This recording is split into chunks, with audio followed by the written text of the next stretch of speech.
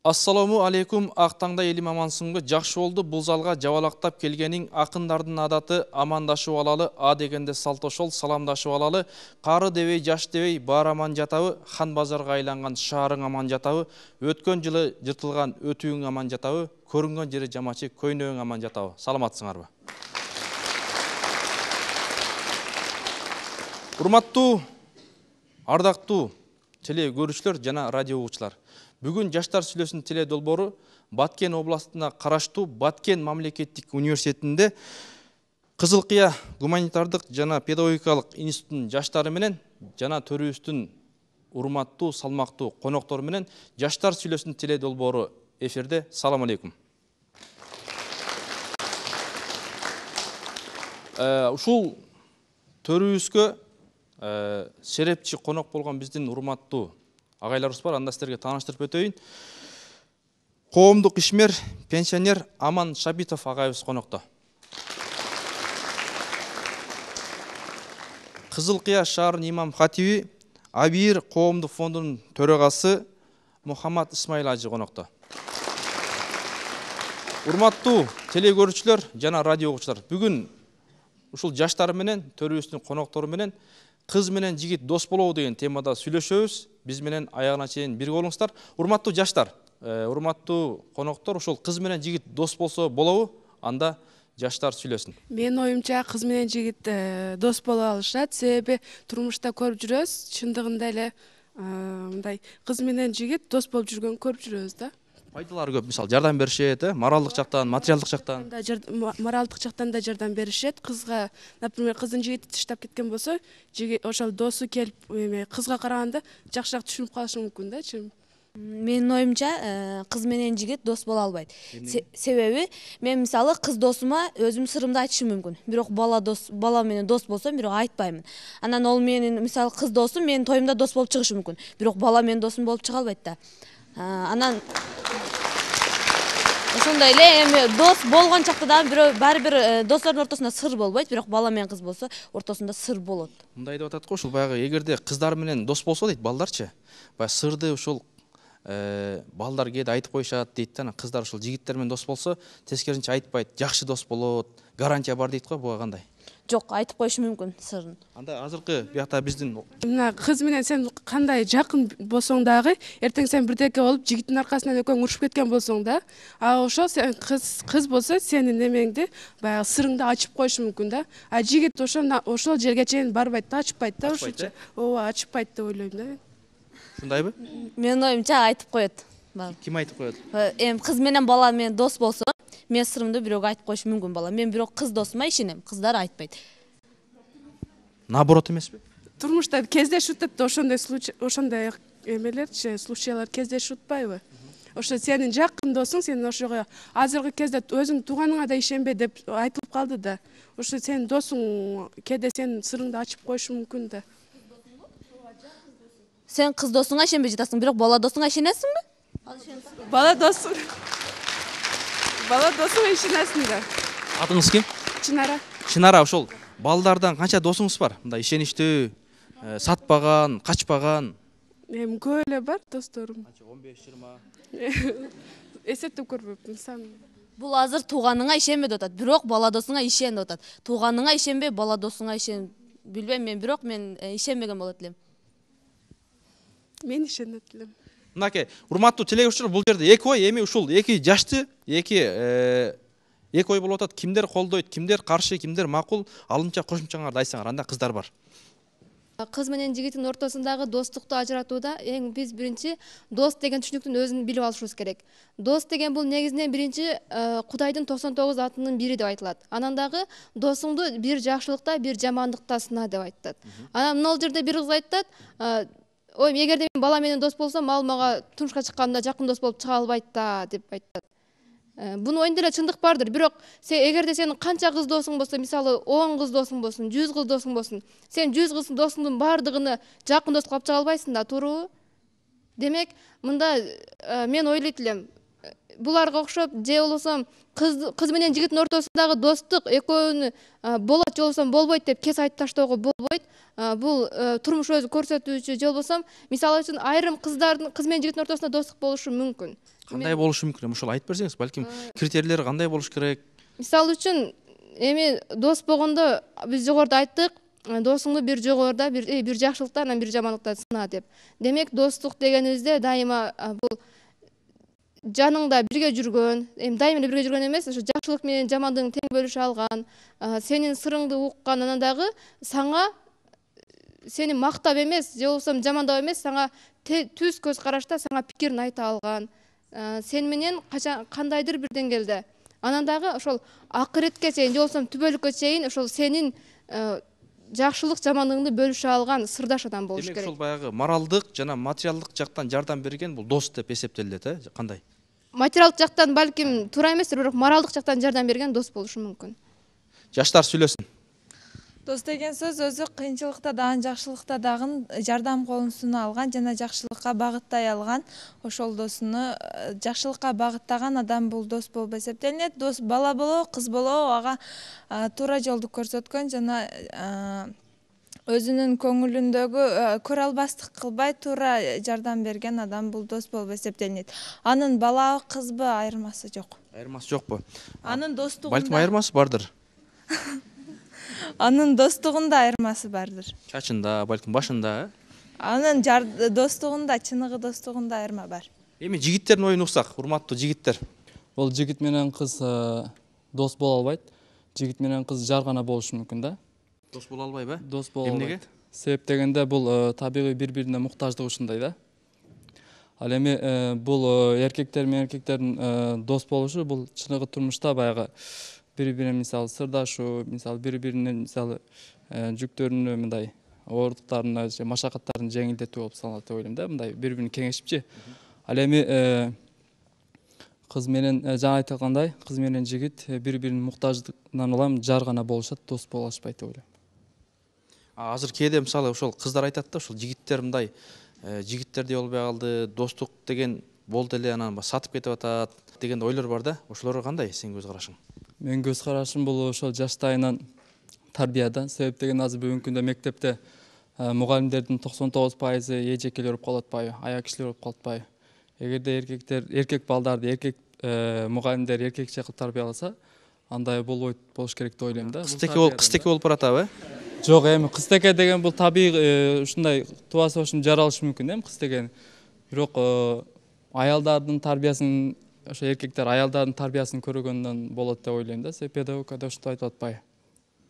Мында демек ушул Баткен мамлекеттик университетинде көп эркектер сабак берсе мындай жакшыраак болот экен да.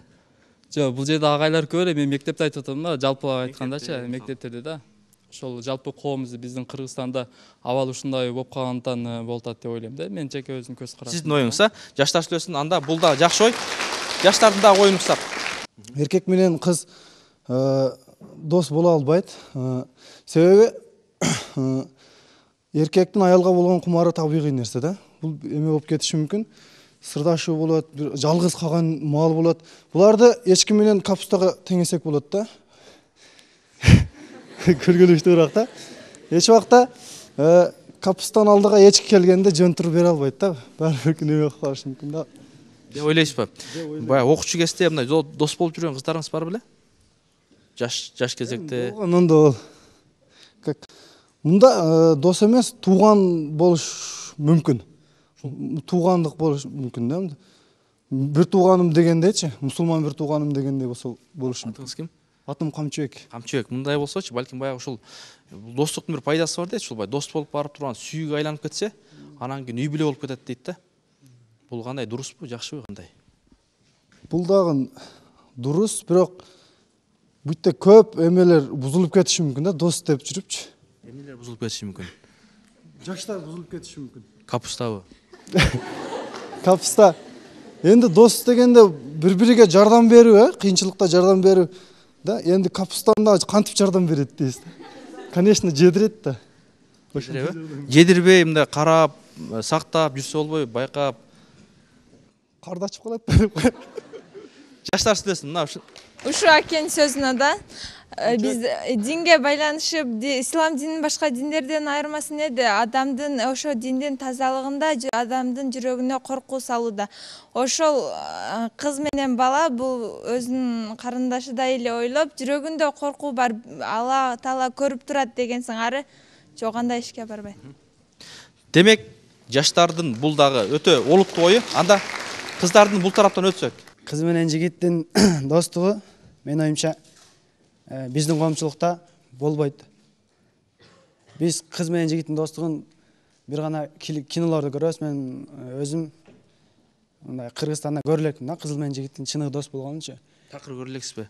Алар дос эмес, мындай кыз жигитти эле көрүп жүрөм да, бирок мындай эле доспуз деген уга элекмин эчкимденчи. Депутат болгондо эле дос болуп калат же кандай? Мындай эме деген бар го. Досун дос элек, алма өрүк бышканда деген сөз бар эмеспи? Ошол сыяктуу эле достор да. Мындай чыныгы дос көрө элекмин, анткени биздин менталитетте, биздин динде, биздин түшүнүктө кыз менен жигиттин достугу мындай туура эмес каралат да, коомчулук тарабынан. Туура эмес көз карашта да биздин. Ошо кыз менен жигит дос болуп тургандан сүйүүгө айланып үй бүлө курса кандай болот? Жакшы эле болобу? Биздин менталитетте кандай болот? Бул антпесек деле болуп жатат өзү. Антпесе деле кандай болуп атат? Десек деле кыз менен жигиттер таанышып эле кыз жигит болуп жүрүп атышат. Анан үйлөнүп да кетип атышат. Кыз жигит болуп жүрсө болобу? Мисалы кыз жигит болуп жүрсө болобу, же болбойбу? Кыз жигит болуп жүрүү эми белгилүү эмелер мындай чеги бар да, анын дагы. Чеги ушул чек арасы кандай? Балким ол көчөдөн бияка өтпө, арыктан бияка өтпө, же кандай бир сунуш пикир критерийлер бар? Ортодо аралык болуш. 2 метр ары тур, бери тур кандай? Ошол сыяктуу аралык болуш керек да. Өтө эле бири-бирине жакындап кетпеш керек. Кыз жигит бири-биринин колун кармашып, кучакташып дегендей, андай болуш керек да. Тогуруп кетеби?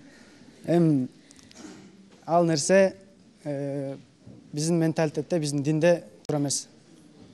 Ким ушул ойду туура дейт, ким ушул ойго кошула албайт? Балким сунуштар, пикирлер бар жигиттер. Мен оюмча мен дагы кошула албайм. Бул кыз менен жигит мындай досошуп, анан турмуш курса, бул ортодо ишеним деген болот да. Мындай көпчүлүгү билелер, азыркы мезгилде мындай ишенимсиздиктин бири-бириге ишенбегендиктин натыйжасында мындай бузулуп кетип атат да. А достук бул бири-бирине ишенүү деген да. Анан достук болсо менимче үй бүлө туруктуу болот деген ойдомун. Туруктуу болот да. Мисалы дос болуп ишенип барып турабы, анан үй бүлө кылып алса, бул жакшы эле болот. Анда кыздардын оюну кабыз? Бул дос деген сөз өзү канчалык улуу сөз, бардыгыбыз эле түшүнөбүз. Менин оюмча дос кыз менен бала дос боло албайт. Себеби дегенде бул кыз эртең бир жерге турмушка чыгат. Турмушка чыккандан кийин күйөө уруксат берип кой ошол бала менен дос болуп сырдашып, ошол менен мындай жолугушуп жүрүшкөчү. Менин оюмча балдар буга уруксат бербесе керек деп ойлойм, күйөөлөрү. Эми кыздар дагы мындай балдарга сырын айтат, бирок мындай чектелүү эмеде да, дос боло алат, бирок мындай өзүнүн чеги менен болот да. Ал эми башка кыздарга өзүңдүн оюңду эркин айтып, ар кандай мисалы үчүн жигитиң менен жолугуп же жигитиң менен сүйлөшкөн болсоң, ошону өзүнчө бир образга кирип эметип айтып бере аласың да. Ал эми жигиттерге антип болбойт деп ойлойм. Кыз жакын дос болот деп атат. Азыр турмушта мына биз мындай жаш кезибизде дос болушубуз мүмкүн да. А бирок эртең турмушка чыкканда тагдыр ар кандай кылып бөлүп коет экен да.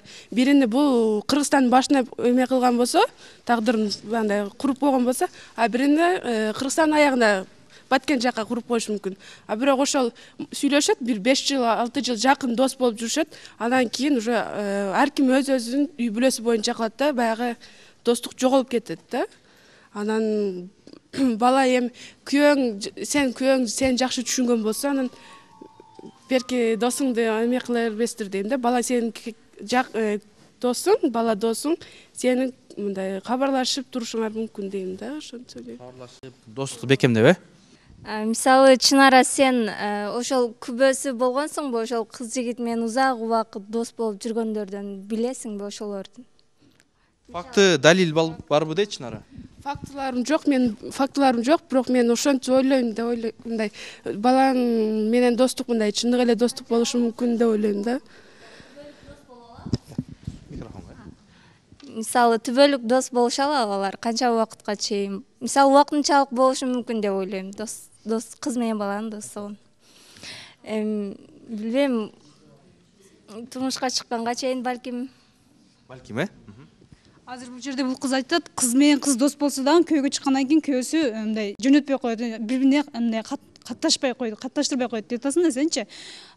Балага караганда, мисалы үчүн бала менен да дос болсоң, итак эле мындай жөнөтпөйт да, бала менен атын ишин акылдырбайт. Андан көрө кыз менен дос болсоң, ошону күйөөң эгерде сени түшүндүрө берсең, азыркы күндө турмушта көрүп жатабыз да, катташып, азыркы күнгө чейин дагы бир жашы бир топко барса дагы катташып, той топурларда бирге болуп жүргөн кыз досторду көрүп жүрөбүз го. Кыз менен бала түбөлүктүү дос боло алабы дейм. Эмнеге болбойт экен? Мисалы үчүн бул дос болушу турмушка чыкпай эле болобу? Турмушка чыккандан кийин мисалы күйөө өзү түбөлүктүү досу болуп турбайбы? Эң жакын достордон бири ушул күйөөсү болуп турбайбы? Ошондуктан биздин дос тандаш бул кыз менен бала ортосунда эле эмес. Ол кыз деп бул досум болот, бала досум болбойт эмес. Турмушта эң негизгиси бул жакшы дос тандаш болуп эсептелет. Мисалы үчүн сен досуң кандай экенин айтып берчи, мен сенин кандай экенин айтып берем дейт. Ошондуктан бала кыз деп дос тандаш керек эмес. Турмушта эң негизи бул жакшы дос тандаш. Эгерде ол кыздыгына же ошол жүргөн мезгилинде дос болсо, андан кийин турмушка чыккандан кийин ошол балага сүйүшүп калса, турмушка чыгып ошо түбөлүктүү досу болуп калышы мүмкүн деп ойлойм. Мына ушундай урматтуу теле көрүүчүлөр, замандаштар. Жаштар сүйлөсүн, жакшы ой. Достукту алып барып туруп баш кошконго жеткирип коюп атат. Бул жерде жана бирөө айтып кетти. Bala менен кыз дос боло албайбы, жар болот деди. Азыр силердин немеңер барып туруп, жар болгонго айланып кетип атат да. Дос деген ал баш кошпойт ал. Бирге жашабайт ал. Мисалы үчүн эркек менен эркек дос болгон болсо, экөө бирге жашап калабы анда. Же кыз менен кыз бирге жашагандан дос болгон болсо, бирге жашап калабы, турмуш куруп. Дос башка, ал эми турмуш кургандагы турмуш жолдошу башка болот. Аман агай, сиздерде ушул жаш кезекем, жаштык өттү, кандай? Менде бир суроо ушул жаштарга. Классташыңар менен жигит, кыз бирге жүргөнсүңөр. Бирок баягы классташ жигит сизди сүйүп калган. Ал эми ал кыз башка бирөөдү сүйөт. Андан кийин кыздан сунуш түшөт. Кел, биз дос болуп эле кала берели. Ошондо сиздин кадамыңыз кандай? Эгер ошондой дос болгон болсо, бала өстүм турат да, анданчы кызга ага турмушка чыкканга мүмкүнчүлүгү болушу мүмкүн да. Дос адам тандабайт, ошон үчүн кыз менен жигит дос болушу мүмкүн. Ага сиз айтып атасыз, кыз сүйүп калышы мүмкүн деп атасыз. Бирок кыз кандай десем, бирок кыз менен баланын ортосундагы достук ошол бойдон калышы мүмкүн. Эч качан достук айрылбайт. Биринчиден бул кыргыз элинде, ислам дининде дагы кыз менен жигит эч качан дос боло алышпайт. Себебинде илгерки ата бабаларыбыздан бери көрүп жүрөбүз, айтып келишет, илгери кыздарды 40 үйдөн тыюу, ушундай накыл сөздөр айтылган. Ошол маалда эле биз дос болгондо кыз менен жигит ушул маалга чейин келет эди да. Бул азыр батыш немесинин цивилизациясы болуп жатат. Биз ошол жактын немелерин алып, ошол көрүнүштөр бизге келип, азыр кыз менен жигит дос болуп жатышат. Бул эч качан жакшы турмуш куруу, анан ары сүйүү, андакаларга алып баруусу мүмкүн эмес да. Кыргыз элинде эч качан андака болушу мүмкүн эмес. Кыз менен жигит эч качан дос боло албайт деп ойлойм. Досторуңуз болду беле? Буга чейин же болгон жок беле? Балачак кезде, классташ убакытта, мектепте болду беле, болгон жокпу? Жок, биз классташтар менен дос катары эмес, классташ катары мамиле кылчубуз. Ал эми жакын досторум бар болчу. Классташтарга ушу кадимки эле класстын ичинде баарына бирдей мамиле кылып, эч мындай өзүмө жакын алган классташ балам болгон эмес. Достукка эч кандай батыштын же болсом кыргыз элинин дегендей сөздөрдүн тиешеси жок. Бул достук деген эки адамдын эле ортосундагы нерсе болуш керек. Тиешеси жок дейт го, келиңиз бияка. Анда тиешеси жок болсо эмне үчүн мурунку илгерки ата бабаларыбызда эч качан тарыхта дагы жазылган эмес да, кыз менен жигит дос болду, дос болуп турмуш курду, сүйүштү деген нерселер жок болгон го. Тарых барбы? Жок барбы? Жок, эми илгери сенин оюңча дос болгон эмес. Балким сен билбегендирсиң. Ондо эмне үчүн баягы тарбия немеде ата бабаларыбыздын тарбия берген немеде салттарын эч качан жазылган эмес, дос болуу деген. Кыздарды ушул ата энесинин алдан чыгарбоо, аны турмуш тиричилигине даярдоо, ар түрдүү немелерди үйрөтүшкөн го, анан дос болуш жөнүндө эч кандай немелер жок го, маалыматтар. Жок, бул деген ал ата бабалардын салты деген туура. Бир жактан ошондой болушу мүмкүн, бирок коом өзгөрүшү менен анда коомдо жашап аткан адамдар деле өзгөрөт да. Адамдардын өзгөрүшү менен коом өзгөрөт. Ошого жараша Кошулдуңузбу? Кошуласызбы? Жок, ошо коомдун өзгөрүшү менен ошо бизге батыштын немеси келип жатпайбы? Эгер коом өзгөрбөгөндө биз ошо мурунку неме боюнча эле калмакчыбыз, балда жигит менен кыз дос болбой эле. Сиздин оюңуз азыр Агайдын суроо аябай жакшы суроо болду. Кыз менен дос, мен эгерде классташым ошондой десе, жок биз дос боло албайбыз, жөн эле классташ болуп калабыз дейм да. Себеби мен ага кийин турмушуну бузуп коюшум мүмкүн да. Кийин дагы ыстык неме мамиле болот да, баягы дос мененчи.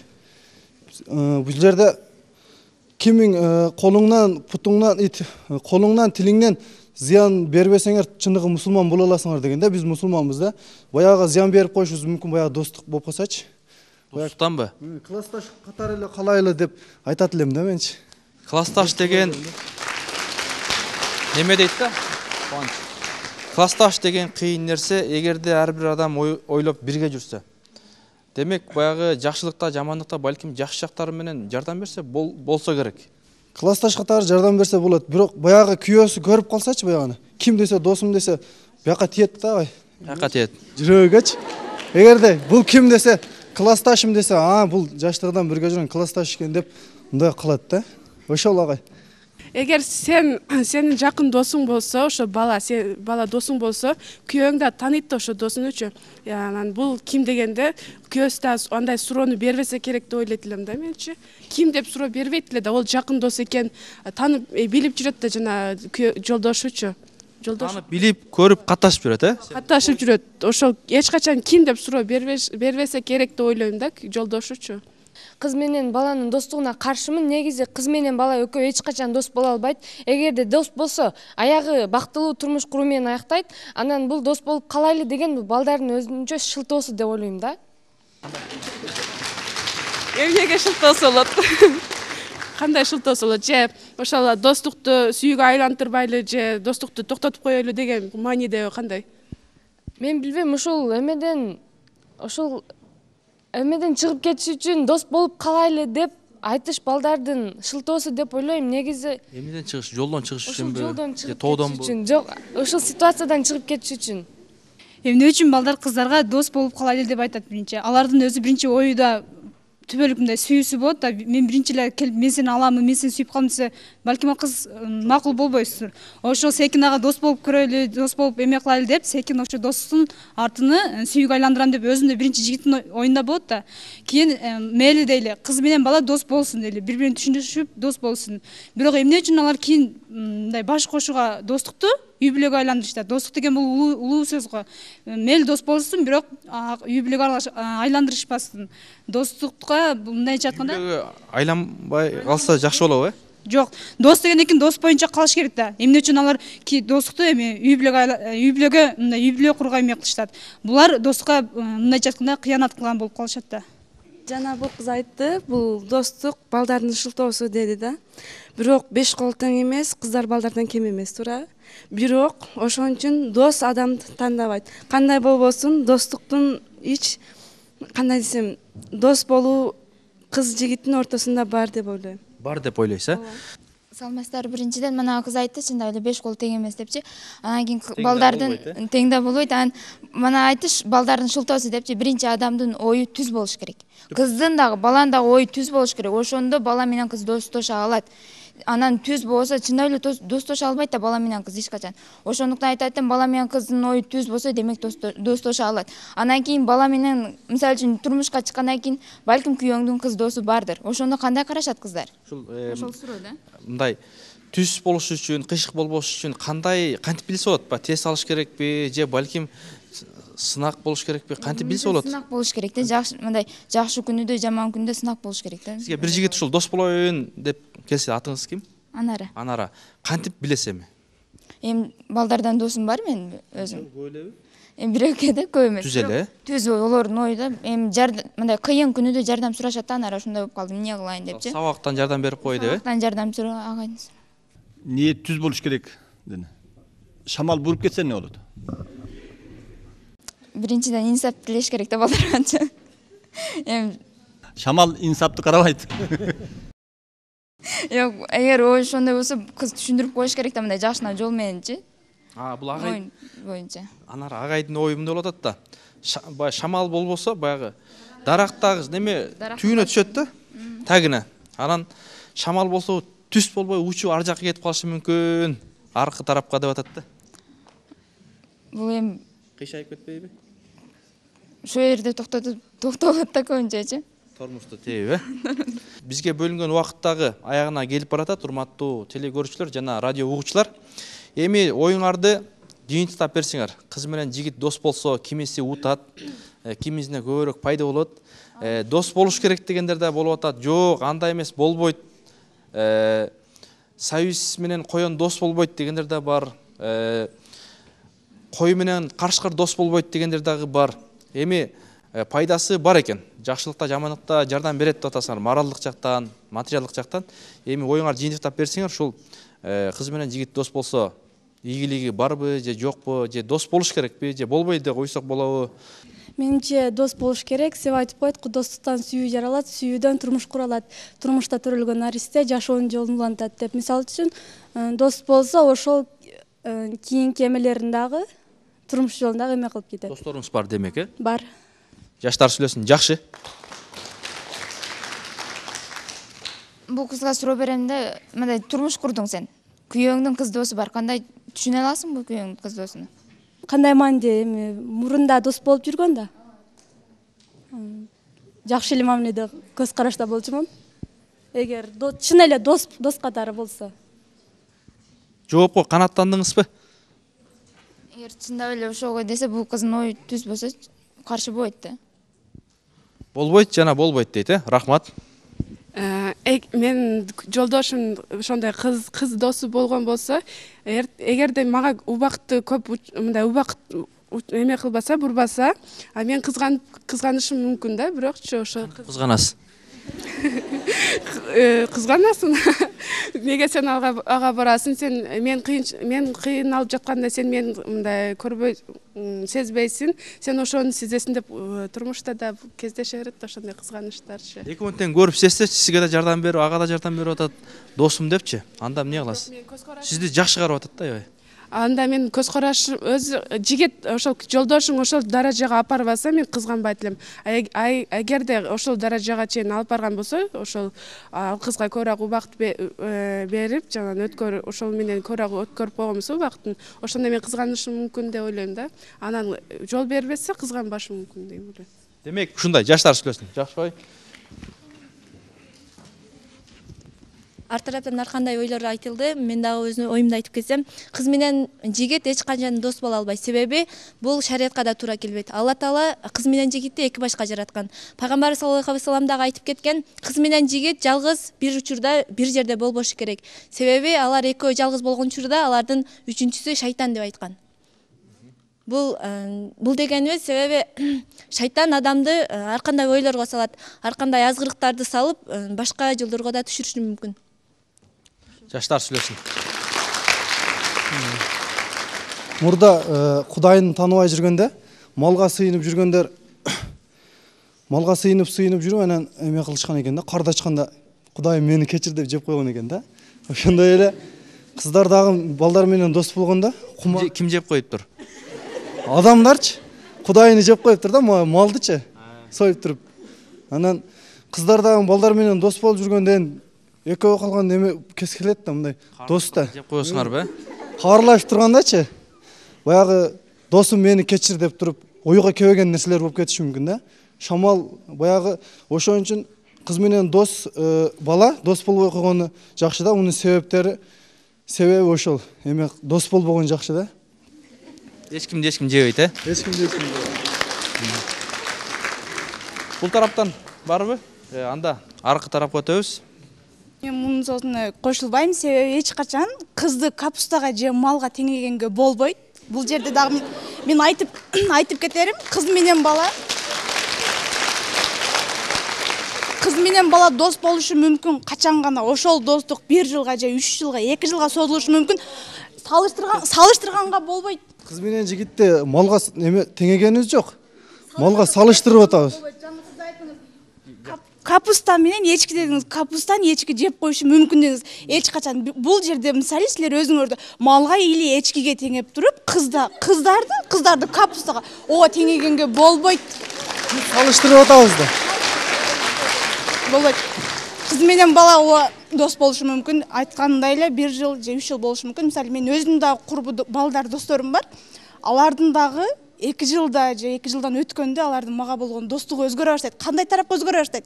Алар уже өзүнүн сүйүүсүн билдире баштайт. Мен алар менен ойлоймун, кыз менен бала эч качан дос боло албайт деп. Мынакей бул азыр карындашыбыз айтып атат, ушул капустага, алмага, эчкиге салыштырган болбойт дейт да. Эми мындай конкреттүү жоопторуң барбы? Балким сен да бир айта турган оюң бар болсо керек. Анан мынакей достуктан күчөп жакшынакай эле болуп баратабыз деп атат. Биз азыркы жашообузду мурдагы тарыхтарга салыштырып жашашыбыз керек да. Салыштырыпчы. Эгерде ошо тарыхта катачылыкты кетирген падышалар болсо, ошонун катачылыгын биз кайтарып кыбашыбыз керек да. Ошого салыштырсак болот. Падышалардын сүйүүсү жазылган эмес го бул жерде. Же падыша өзүнүн сүйүүсүн малга теңеп туруп, мен ошону жеп койдум деген маанайда айтылган эмес эч кандай бул жерде. Сиз үйгө барыңыздагы салыштырган менен теңегенди ойлоп көрүңүз. Саламатсыздарбы? Бул бала биринчиден салыштырган жок, жөн эле мисал катары айтып өттү. Анан кыз менен бала дос боло алат. Себеби бир эле мисал мен өзүмдүн дагы бала досторум бар. Алар мага мисал кеп кеңеш башка нерселерин айтып өтөт, эч кандай жаман ниет жок. Болуптур, ошол бала менен канча жылдан бери дос болуп келе жатасыз? 3 жылдан бери. Эми ошол достугуңуздар дагы канча жылга чейин созулушу мүмкүн деп ойлойсуз? Адам эртең эмне болушун эч ким билбейт, билбейм эми. Болуптур да, эми убакыт өтүшү менен сиз да көрөсүз, алардын сизге болгон мамилеси өзгөрө баштайт. Жигиттердин оюну кабыз кыздар? Агай, дос жигит менен кыздын ортосунда дос болот. Негизи сүйүүгө айланып кетет дейт, бирок мен сүйсөм, чыныгы эле бетине айтат элем, кыздын бетине. Сүйөм депчи. Сүйөм да? Алтыным, чолпонум, коркогум, сен дегенде 8,5 болом деп Сүйүү деген бөлөк нерсе да. Мындай сүйө турган болсоң, так эле айткан жакшы да, башыдан да эле. Кийин дос болуп, кийин чозуп отургандан көрчү. Кыздар азыр биякта кыздар айтышта биринчи досум деп барып, анан кийин досум, анан жакыным деп барып, анан сүйүүгө өтсө жакшыраак болот дейт. Сиз дароо эле бетке айтат экенсиз да? Ошо бетке айткандын эмеси жок, зары жок дегенде, анан чозуп отурган кереги жок да, анан сүйүүгө бул шылтоо болот дейт. Бирок сүйүүнү биринчи айткан жакшы да, анан дос деген бөлөк нерсе да. Дос болуп жүрүп анан кийин сүйүп калсаң эмне болот? Жок, дос деген бөлөк нерсе. Дос болот да, бирок кыз менен жигиттин ортосунда. Бирок биздин динибизде буга уруксат берилген жок да. Билбейм динди кандай карайт. Бирок азыр жашоодо кандай билбейсиңби? Кандай дин кармаган? Азыркы жашоодо кыз менен жигит дос болот. Жок. Дос боло албайт. Болот. Кыз менен жигит эч качан дос боло албайт. Аларды себеби аял эркек деп эки тайпага бөлүп койгон. Ар кимисинин өзү орду бар. Өзү ордунда, жолунда кетиш керек. Дос болушу мүмкүн, кийин семья курганда или балдарын тарбиялаганда ошондо достук менен ортодо бир келишим менен жашоо болушу мүмкүн. Атак мындай лишний жашоодо достук болбойт. Бирок ошо турмуш курганда эркеги же аялына мындай ошо досум деп айткан болсо, ошол аял же эркеги туура түшүнсө, ошол достун эмеси. Туура түшүнбөй калсачы? Туура түшүнөт да негизичи. Түшүнбөй калса кандай болду? Түшүнбөй калсам эмне кыласыңар? Достук банкротпу? Ошонун тарыхын же мазмунун айтып берсең, туура түшүнөт деп ойлойм. Туура түшүнбөйт, себеп дегенде азыркы биздин уул балдарда, кыз балдарда да кызгануу деген сезим бар, кызгануу сезими күчтүү келет. Мисалы үчүн сен үйлөнүп, аялың бир бала менен дос болсо, ошол мен жолугушууга чыгып келейин же ошо менен бир жерге барып келейин десе, сен кандайча уруксат бересиң? Барып 24 саат же 12 саат ошо менен жүрүп кел дебейсиң го. Жок, ошондой болот го, бирок 24 саатча эле жүрө бербейт да алчы. Канча саат жүрөт? Где-то 1 саат, 2 саатта мамиле кылууга мындай. Болобу? болот, эми түшүнүш керек да аны да. Где-то 1 саат 2 сааттан кийин сен звонок кылышты баштайсың. Келип балдарын кара, үйдөгү тиричилигин кыл, туура эмес да, олчу болбойт. Ошо чакырасың да, конечно. 1 сааттан кийинби? Кыз менен бала эмне үчүн дос болушу мүмкүн эмес? Дос болот. Дос тандабайт да бул кыз же бул бала деп. Бул достук бул жакшы же жаман, бул мамилесине карайт. Анан эгер күйөөсүнү түшүнсө, ошол кыз сыйлап, досун дагы сыйлашы мүмкүн, ошо кызга жөнөтүшү мүмкүн да 1 саат, жарым саат. Сыйласа, ишенсе күйөөсүгө. Эгер ишенбесе, башка дос эмес, башка бир жакын таанышыга да ишенбей калышы мүмкүн. Сиз ишенсеңиз ушул күйөөңүз деле бир дос кыз чакырбаса, ишенип жөнөтө бересизби? 1-2 саатка? Эгер ишенсе, барып келиши мүмкүн. Эгер досту тааныса. Жөн сен вообще эле открытый жашоо кыла бердиң го, ишенсе бара берсин деп. Болбойт да, андай болбойт. Вообще-то туура келбейт. Сен барып кел деп жөнөтпөйсүң. Сен дагы жөнөтпөйсүң. Бирин күйөөң жөнөтпөйсүң, бирин аялың жөнөтпөйсүн. Бул айтат 2 сааттан кийин чакырам. Точно 2 сааттан кийин чакырат, жөн чакырбайт. Кел үйүңдө тирилин кылбайсың, мындай кылбайсың деп. Вообще-то башка положениеде ошону айынан семьяда уруш чыгат. Болбойт. Дос болушу мүмкүн, неге болбосун? Болот. Арада ишенич болсо, бардык нерсени кылууга болот.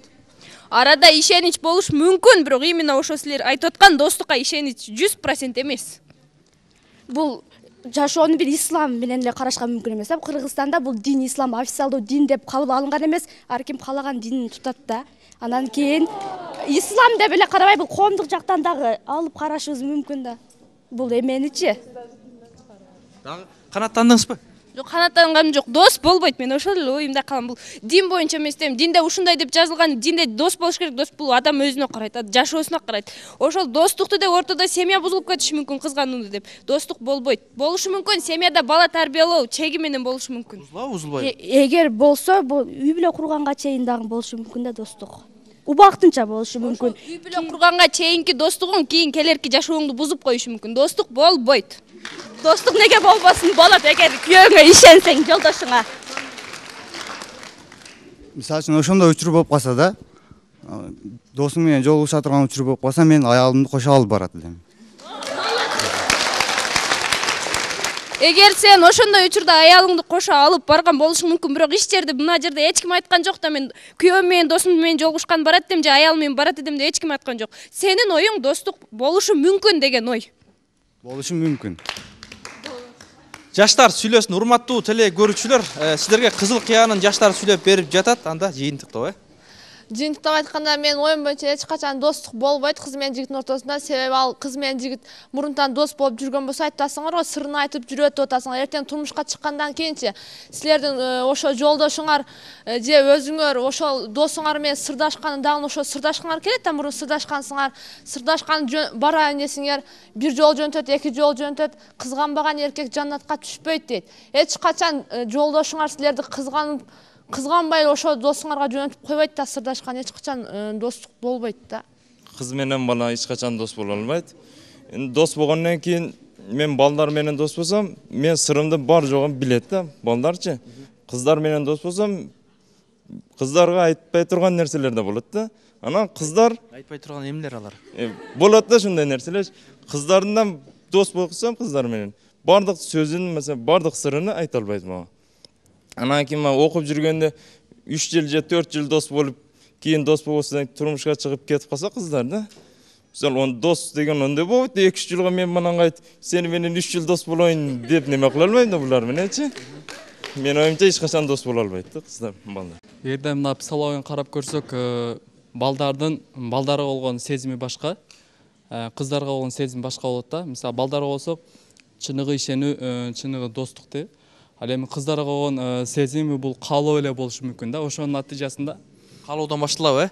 Каалоо да, эми кыздарга бир гана каалоо гана болушу мүмкүн да, эркектерде. Ошондуктан бул сезимдерге байланыштуу деп ойлойм да. Анан эгерде тарыхты карап көрө турган болсок, Мухаммед пайгамбарда деле өзүн дос деп санагандардын арасында бир дагы аял заты жок. Эгерде Манасты карап көрө турган болсок, Манастын чоролордун ичинде бир деле аял заты жок, дос деп эсептегендер. Мисалы, Чыңгыз ханды эсептейли. Анын ичинде де досмун дегендердин арасында аял заты жок да. Ошондуктан мен жыйынтыктооч сөзүм бул жерде дос деген балдар өз араларда эле колдонсун бул мамилени, кыздар өз араларда колдонсун бул мамиленичи. Ал эми кыз менен баланын ортосунда бир гана ошол калуу, тагыраак айтканда мындай эме үй бүлө күтүү гана болушу мүмкүн да, мисалы. Рахмат. Рахмат. Саламатсыздарбы? Бүткүл мусулмандар. Ушу жерде азыр кыз менен жигиттин ортосунда достук болобу деген темада акыркы талкуулар дагы болду. Ушуну менен жыйынтыктоо сөзгө келсек, мисалы кыз менен бала эч качан дос боло албайт. Себеп дегенде бул мусулманчылыкта деле намахрам эркекке дейт, аял киши сүйлөгөнгө болбойт дейт, негизи караганга болбойт дейт. Караганга болбогондон кийин бул бири-бирине сырын айтып, бири-бири менен жанаша басып, никесиз адам менен, эркек менен сүйлөшкөнгө болбойт. Эгерде сен кандай десем, бардыгы эле айтышат, ушу жерде түшүнгөндөр, кыз менен бала эгер дос болсо, анын турмушу, үй бүлөсү дагы бузулушу мүмкүн. Сүйлөшпөйсүзбү башка эркектер менен? Күйөөм бар, күйөөм менен гана дос болуп, күйөөм менен сүйлөшөм. Эгерде менин алдыңкы эмемен, мисалы балдар менен дос болгонмун, эгер ошону менен адам менен учурашат дейт, тоо менен учурашпайт дейт. Ошондой эле мисалы сен кээ жерде дос болуп, ошо күйөөң менен кетип жаткан жериңде сен менен дос эде ушул деп учурашканда, эгерде ошо күйөөң сага кызганычтан жаман сөз айтып сени капа кылып коюшу мүмкүн. Демек, турмушка чыгып кыздар, жигиттер үйлөнүп, андан кийин дос болсо болот деген ой, Рахмат. Саламатсыздарбы? Биринчиден бул жерге кыз менен бала дос боло алабы же албайбы деген суроо коюлду. Бул жыйынтыкта айтканда кыз менен бала дос боло алабы же албайбы деген маселе бул чечилип болбой турган маселе. Ошондуктан бул жерге бул кыз менен бала дос боло албайбы деген маселе коюлду. Если бул маселе чечиле турган болгондо бул жерге коюлбашы мүмкүн эди. Ар кимдин ою ар түрдүү. Ошондуктан бири бардыгы айтып жатат, дос болот дейт, бири болбойт дейт. Ошондуктан бул дос менен кыз менен бала дос болот же болбойт деген бул чечилбей турган маселе. Чечсек болбойбу? Биздин досторуңуз барбы же жокпу? Ушул жерин чечип көрбөйлүбү? Чечилбейт да. Досуңуз барбы? Досум бар болгон. Бирок азыр жок. Качан болду эле? Себеби турмушка чыкканга чейин болушу мүмкүн, андан кийин болбойт. Ошондуктан бул чечилбей турган маселе. Рахмат. 5 кол тең эмес. Тең дагы болбойт. Тең кыздар жигиттерден кем эмес дешти да. Карасаң, мындай дос болсо болбойт дешти да. Кыздар менен эркектер бирдей укукта деп атат. Анда болот экен да. Ушул кыз менен жигит дос болот дегендер колун көтөрүп берсе, дос болот дегендер, канча ошондо мындай карап көрсөк, кыз менен жигит дос болбойт дегендерди көрөбүз.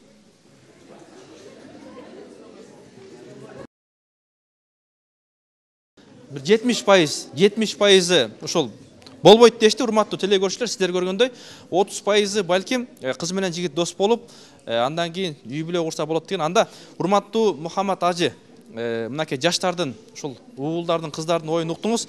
Эми жыйынтыктап берсеңиз, кыз менен жигит дос болобу же болбойбу, мынакей жаштар өздөрү тастатат, анда сөз сизде. İnsan elimiz hayvanlarda da kızganış деген nesi var. Mına misal üçün bir kunacının arkasından 6 buka etiydi. Bir kançıkın arkasından 15 20 tövbe eti oladı. Oşol hayvanatlardan kızganışı jakındatmaydı birini. Жылkı olsa birbirini öldürür. İnsan buzgu biz. Erkek baldar kızganış gerek. Kızganıştan maksat oşol ayalının özünü korgosun. Başka bireylerinin koluga salı vermesin. Biz bu talkığı, bu bizim geleceğimiz. Erkek baldar, kız baldardı dost emez, adam bir tuğan karındaşım dep biliş gerek. Arkaçan özden ulu oturgan bolsa bir tuğan ecem dep biliş gerek. Mına oşondo silerin bayatan beri izlep jatkan neseni badım mına oşun neseni içten tababız. Al emi dost bolup algan bolsa, al dostluk tübölüktü bola turgan nese. Bizim kırgız emez, başkalarga da tur kelbeydi. Al kinolarda gana görösüңөр, bizdi buzuş üçün kelgen kinolar alar. Alar dost emez. Oşol dost bolup жүргөндө дагы кинолордо көрөсүңөр, bir gün барып жатышып алат. Кинонун өзүндө көрсөтөт. Ал бузукулук ал. Рахмат. Чоң рахмат. Анда Аман агай, ушул жыйынтыктап берсеңиз кыскараак. Негизинен кыздар, балдар ой жүгүртүү болду бул дискуссияда. Мен силерге айтып кетсе деген нерсе, ушул тема ойлонууга тема болду силерге. орысша айтканда повод для размышления дейт. Ошондуктан силер группаңарда класстык саат өткөзгүлө. Жарай мурундан таярданып, сочинение жазгыла, аңгеме жазгыла, дискуссия кылгыла, дебат кылгыла. Бул азыр ажым айткандай, бул силердин келечектеги турмушуңарга өтө чоң жардам берет. Экинчиден, биздин улуу жазуучулар болгон Алы Токомбаев, Түгөлбай Сыдык, Чыңгыз Айтматов, акыныбыз Алыкул Осмонов, ошолордун чыгармаларында тыз окуп көргүлө. Келечекте силерге мунун пайдасы тиет. Мен айтарым ушул. Андан кийин дагы бир макал бар. Ишенбеген досуңа саман чачар постуңа дейт. Бул темада да ойлонуп көргүлө. Кээ бирөөлөр ажып айткандай байлыгыңа дос болот. Кээ бирөөлөр сенин аялыңдын сулуулуга дос болот. Ойлонуш керек. Оягын. Урматтуу телекөрүүчүлөр, бизге бөлүнгөн убакыттагы аягына келип жетти. Бирок бул убакытта бул темага кыз менен жигит дос болобу деген бул негизги тема. Бул убакытта биз чекит коюуга мүмкүн эмес. Бирок ар бир жаштын ою баалуу. Ошондой болсо дагы балким мынакей жаштар дос болуш керек десе, кээ бирөөлөр жок, дос болбойт деди. Жана биздин конокторубуз дагы баса белгилеп өттү. Балким кой менен карышкыр дагы дос болбойт экен. Эчки менен капуста дагы дос болбойт экен. Жана дагы жаштарыбыз айтат, качан дос болот десе, үйлөнүп алса, турмушка чыкса, ошондон кийин гана дос болот экен. Жана биздин даанышманыбыз айтат, кайсыл коомдун жаштары ыймандуу болсо, ошол коомдун келечеги кенен болот дейт. Жараткан айтат, өзүңөр өзгөрүлмөйчө коом өзгөрүлбөйт дейт. Демек, урматтуу достор, урматтуу жаштар, урматтуу телекөрүүчүлөр жана радио угуучулар. Сиздерге Баткен мамлекеттик университетинин Кызыл Кыя гуманитардык педагогикалык институтунун жаштары сүйлөп беришти. Баткенден жаштар сүйлөсүнүн теледолбоору коштошот. Кийинки эфирден жолугушканга чейин салам алейкум.